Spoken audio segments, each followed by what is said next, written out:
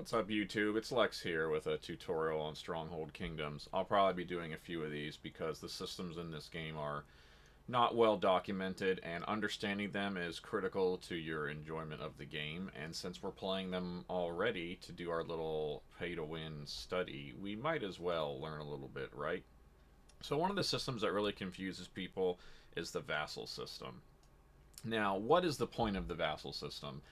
The vassal system for the liege lord, that's you, who's giving the vassalage, is a way to project your military power into more places. And this is extremely valuable even if you are a 100% peaceful player. And we'll explain why in a bit, but it boils down to AI. Now, if you're the vassal, you're simply receiving free honor per day. And you can see that here on my primary city. I'm getting 6,000 honor per day for free from this village from my liege lord. And as a vassal, your liege lord will also usually send you troops if they're, a military type. Um, a good liege lord will send you troops. Now, we're only on day 16 on this server, and my liege lord did not go a military build, so he's not sending me any troops yet. But that's fine because I'm making more than enough bows for the both of us right here. So yeah, not too worried about that.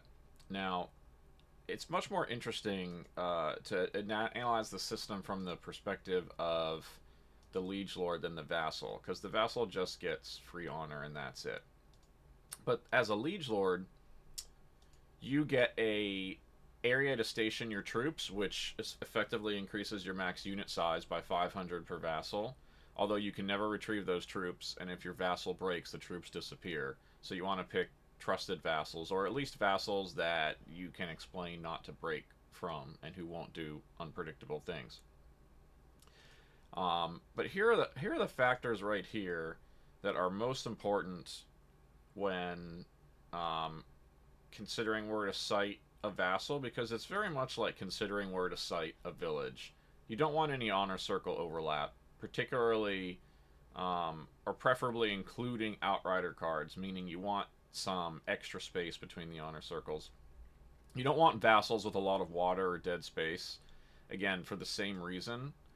You don't like water cannot, and dead space between counties, like where there's borders and there's more space between parishes. Those cannot spawn goodies.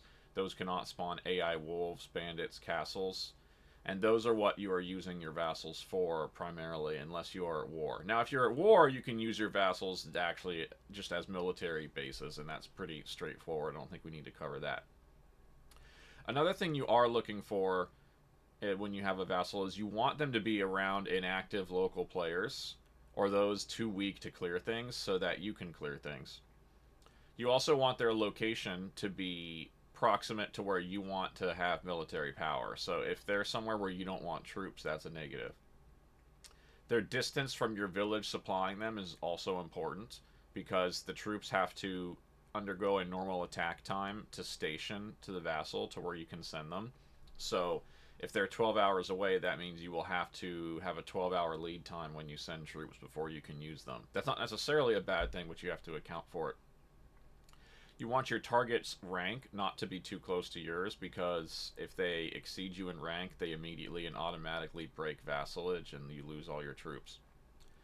You prefer your target to have solid diplomacy, meaning you don't want them to be an enemy of your house or an enemy of, likely to get attacked and use your troops in combat or get wiped out and you lose your troops. Nor do you want any backdraft from associating with them if they are someone's enemy. And if they quit, that's obviously not good for you. And kind of the least important thing is their troop usage, but it's kind of annoying when they get your troops killed stupidly. Like, vassals will put swordsmen in your castle instead of pikemen, which is never ever correct. So they're destroying a more valuable unit and getting less out of it. But you cannot control how they station your troops. So if we look at my vassals here on my main village, first of all, let's establish my main village is up here in the top of Denmark, right? So my early game vassals were close to me, right? So there's one right here. He's outside of my honor circle, as you can see. But he's close enough that I was able to send troops. And he was near a high rank player, my liege lord, where I could get some good layers and castles. Because again, the main reason you're doing this, other than a place to send troops, is to get honor from AIs. Because you click this button, you click a target, and you can attack with the troops that you have sent, you know, to your vassal. So now I can attack from here, and as long as it's within his honor circle, I get the honor rewards, which is of course kind of the primary score of the game that you need to rank up. And I can clear quests. If I have a wolf quest or something like that, I can clear a quest that way. So my first vassal was pretty close, and my second vassal was also pretty close, just a little farther away.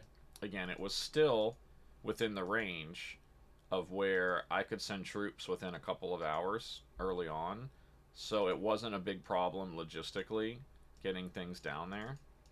And as you can see, I'm actually going to send this attack because a wolf lair spawned. And yeah, it'll take the normal time that an attack does. And yet when this hits, I'll get the honor for it, and it'll also help this player by clearing it out of his parish, and he won't have the popularity hit. My third and fourth vassals, I had maxed out my troop research speed by this point, and I had the need to get military power further away in Spain and France and Italy. So I found this guy down here in Italy, and I found this guy over here. He's just kind of, yeah, it was this like Belgium, Bosnia, North Italia. I'm not even sure, but again, he's in another area here, far away from where I am, and because these guys are far, it means that we're farming a completely different set of AI castles, right? So there's usually targets for me to find. Here, there's a treasure castle. If I didn't have the timeout, I would be able to attack that. So, I mean, and that pretty much covers it. Sometimes you just simply need more space for troops, and you have to go and look around the map trying to find a player who doesn't have a liege lord and isn't an enemy to your house. And you know, you have to sometimes mail them. Like you can see here, I needed I needed a vassal, so I just set up a form letter, right? And I sent it to everyone that I sent an invite. And you should do that because players often, if they don't see the notification, won't even know that they have the vassal offer. And players will usually just accept it if they don't have one because they get free honor and they know they can break at any time. So you might have to send them a bunch of mail. But like the amount of honor you can get from attacking from your vassals that you couldn't get otherwise is huge, and it's the only way to have more space, honestly, to station your troops. So when your production gets too good that you cannot keep up with your armory, like I'm upgrading my armory, but it's still only 90 bows, but right now I'm producing 417 bows per day, so I need vassals to send archers, or I'll be forced to sell bows, which I don't really want to do. I don't want to sell bows into the open market and help the other players around me to get archers easily. So that pretty much covers the vassal system. If you have any questions, just throw them in the comments, and I will absolutely like hand answer each one of them. You know, because I know there's not going to be too many. And if there's anything, you know, I need to do a follow-up video on, I'd be happy to do that. And I hope this helped you all figure out how to manage your vassals and supercharge your honor gain and keep up with the other players around the world and be a military force. Thanks for joining us. We'll see you for the next video.